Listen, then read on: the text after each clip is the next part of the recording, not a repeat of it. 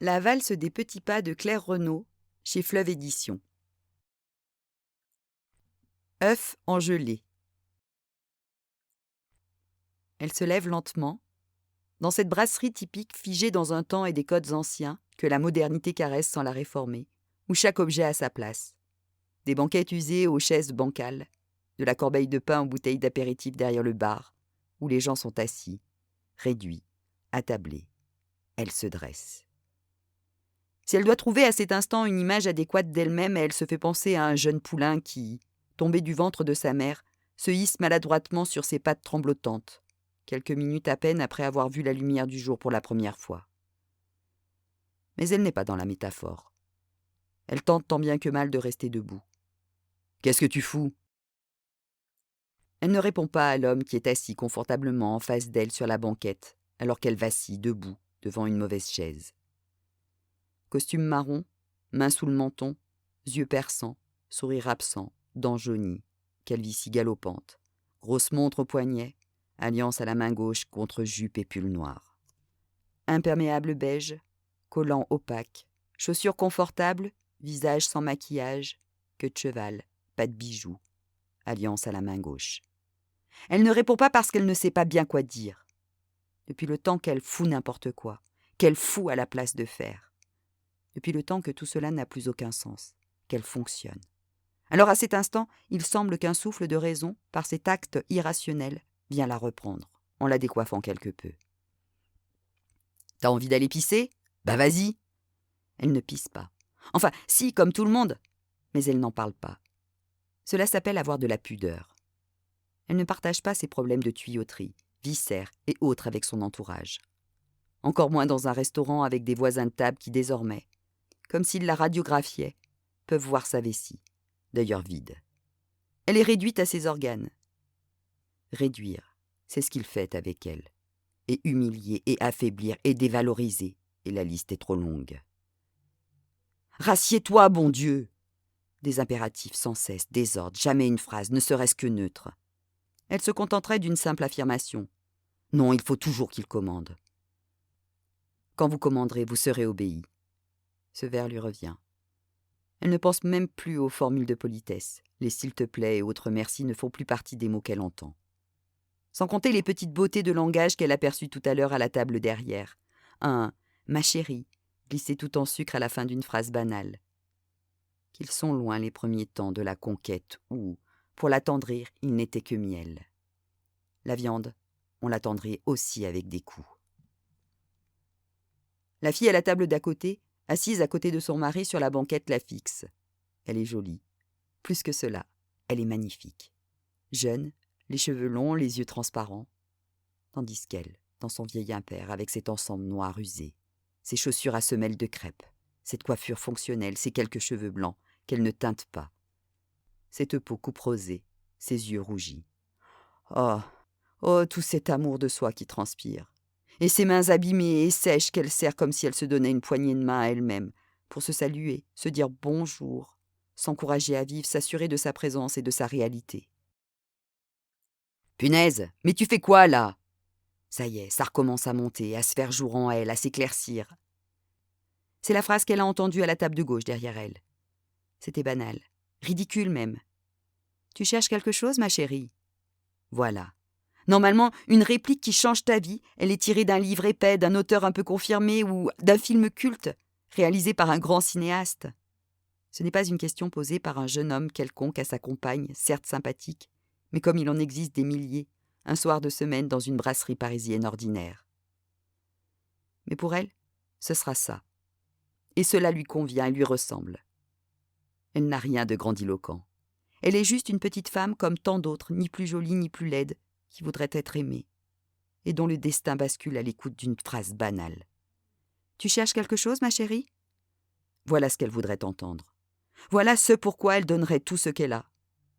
Voilà ce que certains hommes sont capables de dire et d'éprouver. Les inquiétudes de leurs femmes sont un sujet de préoccupation pour eux. « Tu veux te faire remarquer, c'est ça !» Il y a bien longtemps qu'on ne la remarque plus. Jamais une couleur vive, une coiffure excentrique, un maquillage original, un vêtement intrigant. Une fois, elle s'est acheté une paire de bottes. Sa mère l'a convaincue. Elles te vont bien, vas-y, fais-toi plaisir. Elle a craqué. Quand il est rentré le soir, assise, elle a caché ses jambes sous la table de la salle à manger. Il a remarqué le nouvel achat. A demandé à les voir davantage. Elle s'est levée. Le verdict est tombé. Des fuck me boots. L'usage d'une langue étrangère n'a pas adouci la violence de ses mots. Les bottes ont dépéri au fond d'un placard. Quand elle les a réessayées, elle s'est vue en arpenteuse de trottoir racolant le client. Les bottes ont eu sa voix à lui et lui ont susurré. Fuck me, fuck me. Elle y a renoncé. Non, visuellement, elle se perd dans la masse, surtout qu'on ne la voit pas. Elle et son fond de mélancolie, elle et sa peine si lourde à porter. Qu'elle les cache en se cachant elle-même. Elle pourrait disparaître que cela ne se verrait même pas. Se dissoudre en petites gouttes légères, s'évaporer. Oui, elle en rêve souvent. Elle avance, se dématérialise peu à peu à mesure qu'elle marche. Elle se nébulise. D'abord les vêtements, puis le corps. Des pieds, des mains, de la tête jusqu'au tronc, puis elle a disparu. Un petit nuage qui a sa forme. Non, plutôt, un ramassis de fumée grise. Demeure pourtant cette boule de tristesse irréductible, cette pierre que les cachets n'attaquent pas, que les séances chez le psychologue épargnent, qui la constitue et la ronge. « Mais tu as tout pour être heureuse, lui disent ses parents, ses frères, elle-même. Est-ce qu'il faut avoir des choses pour être heureuse ? C'est la question qu'elle se pose. N'est-ce pas en se délestant, ce soir, en n'ayant plus rien, qu'elle porterait un petit coup de burin efficace à son monolithe intérieur si noir ? C'est vrai qu'on la remarque. Un coup d'œil panoramique, léger et rapide par-dessus son épaule gauche lui confirme qu'elle est l'objet de tous les regards, qu'ils convergent vers elle et l'immobilisent, comme un lapin pris dans les phares d'une voiture, alors qu'ils ont été placés, sur sa demande à lui, dans un coin du restaurant.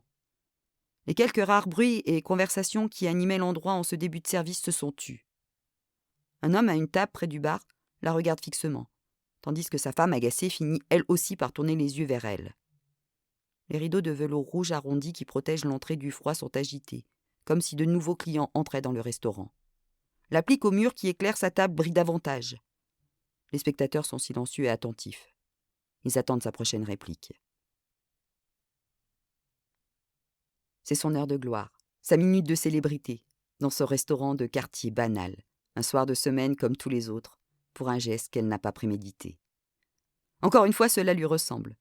Son théâtre est petit, son texte inexistant car improvisé, les acteurs méconnus, mais elle tient son rôle, en tremblant.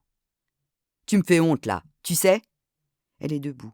Si elle ne se rassoit pas, elle va finir seule. Comme ce pauvre homme là-bas qu'elle a tout de suite repéré en entrant dans le restaurant. Il est chauve, il a noué sa serviette autour de son cou, il n'a l'air de rien. Sa tête est baissée, rivée sur son assiette. Il est vaincu. Son seul bonheur, c'est son entrecôte et un verre de vin. Il y a concentré ses prétentions existentielles. Comme lui, elle rejoindra tous les soirs une table vide où personne ne l'attendra, et un serveur s'empressera de lui donner la carte, avec un air de pitié dans les yeux. Et la servira au lance-pierre, qu'elle disparaisse vite, elle et son air de chien battu. Cela ne fait pas une bonne publicité pour l'établissement. Peut-être qu'elle parlera toute seule aussi, comme lui. Non, elle préférera rester chez elle, cachée, et les jours passeront semblables, à hésiter entre une conserve de cassoulet ou de petits pois.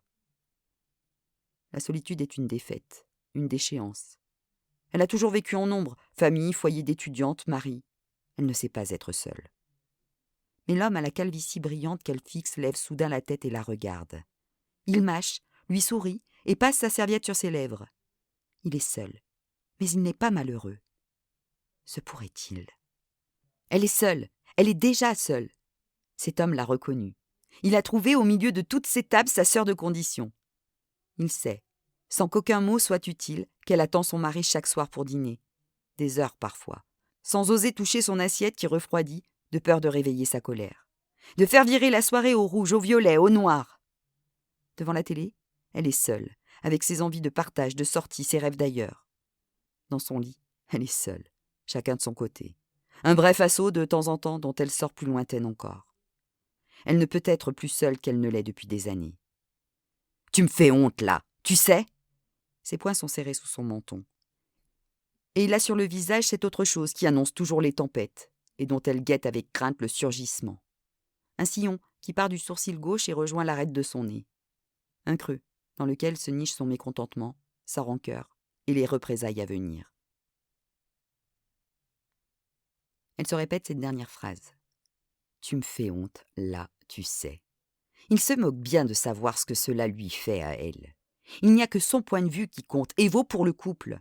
Il est la pensée, le cœur, la parole, les projets d'eux. Elle a renoncé, elle s'est abolie. Elle essaie de se voir dans les yeux des autres. Elle sait bien qu'elle dérange et que son immobilisme interroge, mais mal à l'aise. La serveuse n'ose pas approcher. Le barman la regarde avec appréhension. Le couple propret, près du bar, est vigilant. L'homme est entièrement tourné vers eux. Sa main est posée sur le dossier de sa chaise, prêt à intervenir si besoin, tandis que sa femme fronce les sourcils pour exprimer sa désapprobation et pince sa bouche peinte en rouge. Quand se met-on debout alors que tout le monde est assis ? Jamais. Assis, pour porter un toast ou faire un discours à un mariage. Et avant, on tape 3 petits coups avec sa cuillère contre son verre. Et on dit combien on est heureux d'être là, que la mariée est magnifique, qu'on lui souhaite tout le bonheur du monde. On sort des blagues, on raconte des anecdotes, on fait rire la galerie. Ou alors, pour faire une annonce. On attend un heureux événement, où on se fiance, où on a trouvé un emploi, où on a une promotion. Elle s'imagine toutes les situations pour lesquelles on se trouve dans sa position. Elles sont toutes gaies, loquaces, importantes. Et dans son cas, gaie, non. Loquace, non plus. Importante, elle le pressent. Elle n'est pas sujette aux coups d'éclat. Elle évite les conflits. Elle cède toujours tout de suite. Les gens peuvent la doubler au supermarché, elle ne leur dit rien. Elle ne proteste pas lorsqu'un agent l'arrête, car elle est a priori en tort. À quoi bon argumenter ? Elle est de celles qui tendent l'autre joue, comme il lui dit si bien. Non, il utilise plutôt les termes de lavette, ou serpillière, ou paillasson. On s'essuie sur elle. Il n'y aura donc pas de tirade ce soir dans ce restaurant, de gifles aller-retour qui sonnent la victime, de verres jetés au visage, d'assiettes balayées d'un revers de main. Elle ne réglera aucun compte. Elle ne les a pas tenus. « Tu me fais honte, là, tu sais ?» Oui, la honte, c'est bien le seul sentiment qu'elle peut susciter chez lui. Et la colère, et le ressentiment, et la haine aussi. L'amour ? Non, et même pas la tendresse. Encore moins la tendresse. Elle regarde à nouveau ses voisins, cette jeune fille si belle. Oui, ils sont jeunes, ils sont mignons, au commencement de quelque chose, plein de doutes et de précautions. Tout est à construire. Elle est émue pour eux. Elle ne les jalouse pas. Elle ne pense pas à ce qu'elle a raté. Elle constate. Il n'a jamais eu ces délicatesses, même à leur début. Il savait pour deux. Elle a été emportée par cette conviction. Elle en avait si peu. Mais aujourd'hui, elle pourrait avoir une certitude. Elle se baisse. Il croit qu'elle se rassoit. Un sourire se dessine sur ses lèvres. Mauvais. Ça y est, une fois encore, il l'a fait plier. Elle se soumet. Tout rentre dans l'ordre, hiérarchique. Ce sourire achève de la convaincre. Dans ses lèvres épaisses, elle trouve la force d'achever le geste qu'elle préparait. Elle saisit l'anse de son sac à main. Elle se redéploie, se déroule comme une fougère, haute face à lui. Ses jambes ne fléchissent plus, ses mains ne tremblent pas, ses talons sont enfoncés dans le sol comme des crampons de chaussures de footballeur. Elle noue la ceinture de son imperméable beige. Beige, oui, sa couleur, beigeasse même. Elle le regarde. « Je m'en vais, Frédéric. Je m'en vais. » Elle lui tourne le dos, contourne sa chaise, manque de tomber, se rattrape au dossier, fixe la sortie et avance. Maladroitement, un pas après l'autre, le poulain, elle doit réapprendre, en claudiquant, mais elle avancera.